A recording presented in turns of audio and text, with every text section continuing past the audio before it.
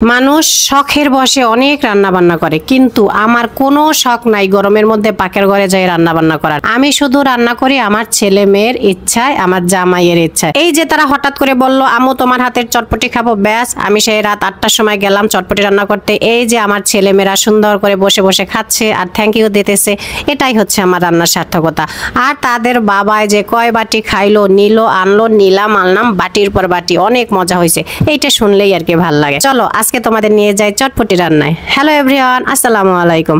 কেমন আছো তোমরা সবাই? আমি আলহামদুলিল্লাহ অনেক ভালো আছি। এই যে আমি চটপটি কিছুক্ষণ ভিজিয়ে রেখেছিলাম, তারপরে এই যে সেদ্ধ করতেছি, সাথে কয়েকটা আলু দিয়েছি আর কি। আলু দিলে চটপটিটা একটু ঘন ঘন হয়, ভাল লাগে। তারপর হচ্ছে আমরা বরিশালের মানুষ যারা আছে, চটপটির মধ্যে আমরা হচ্ছে চিকেন দেই, কখনো কখনো গরুর মাংস দেই, আবার ডিম অবশ্যই দেই, কিন্তু এটা লাগবেই।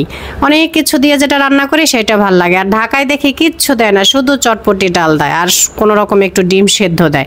আমরা আসলে ওভাবে পছন্দ করি না। এই যে আমি তারপরে এই যে মুরগির মধ্যে চটপটি ডালটা ছেড়ে দিলাম, তারপর ভালোভাবে নাড়াচাড়া করতে হবে। আর হ্যাঁ, অবশ্যই চটপটির মশলাটা আনতে হবে, ওইটা দিলেই চটপটির সেন্ট স্মেল অনেক পছন্দ করি আমি। তারপর বেশি করে ঝোল দিতে হবে, মাখামাখো ভালো লাগে না, আমরা একটু ঝোল ঝোল পছন্দ করি। এই যে ঝোল ঝোল দেওয়ার পরে হচ্ছে আবার মশলাটা ধাপে ধাপে দিতে হবে, ধাপে ধাপে দিলে হচ্ছে স্মেলও খুব ভালো আসে আর কি, একসাথে সব দেই না। এভাবে নাড়তে নাড়তে প্রায় হয়ে যায়। এরপর শেষে উঠানোর আগে আমি একটা ডিম ভেঙে দেই।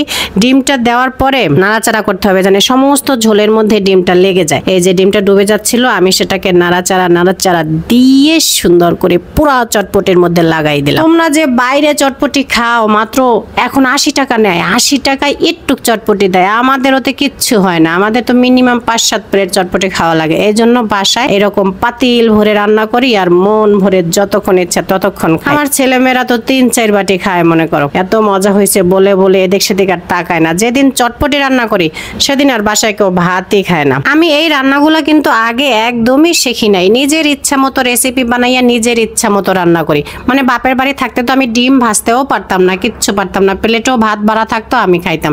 এগুলো হচ্ছে আমি একা একা ট্রাই করে শিখছি।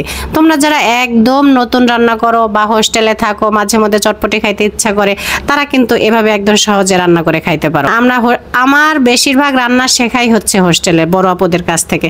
মানে প্রথম হচ্ছে আমি শুধু করলা ভাজি করতে পারতাম। এই যে আমার জামাই মোবাইল দেখবে আর খাবে, যতক্ষণ খাবে ততক্ষণ মোবাইল দেখবে। আর কি দেখে জানো? ভালো কোনো কিছু দেখে না, দেখে হচ্ছে গোপাল ভাঁড়।